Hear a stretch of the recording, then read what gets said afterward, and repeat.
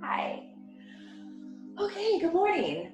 So I wanted to talk to you guys about Satya. So Satya is the second branch of the first limb of the 8 limbs of yoga.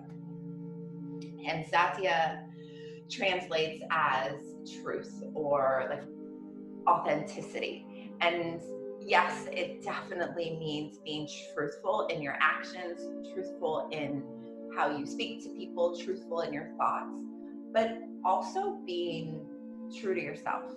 And you hear that a lot, especially in like modern yoga, like speak your truth or be your authentic self.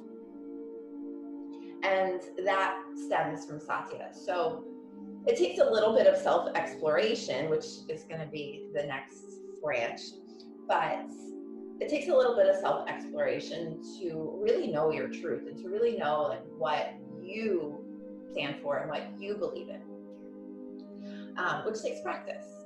And the more that you practice that with yourself, because again, everything starts with you.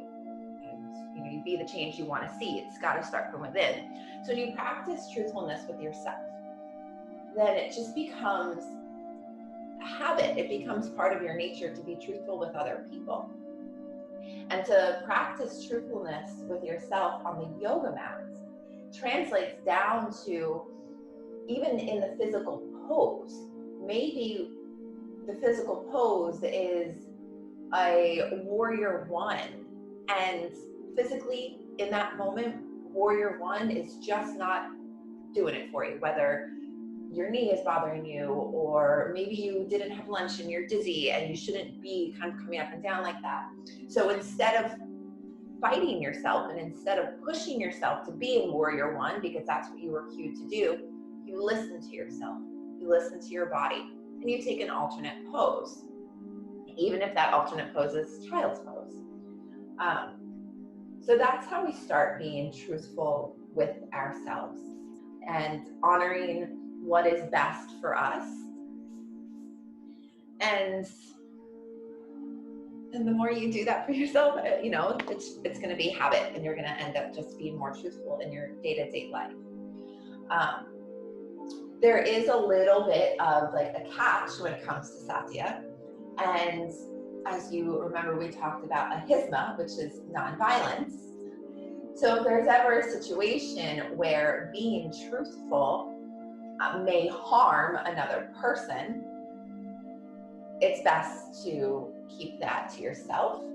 And there's a whole lot of gray area around that. There's a whole lot of debate in those two aspects in the yoga world, and it has been a big debate for a really long time.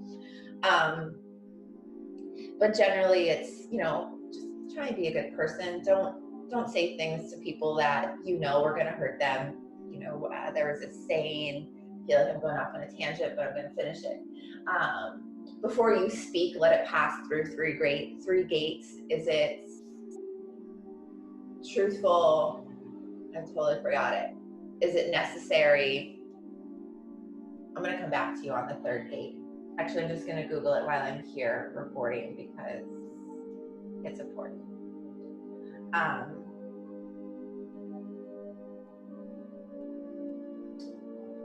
Is it true? Of course, like Google and stuff is really slow.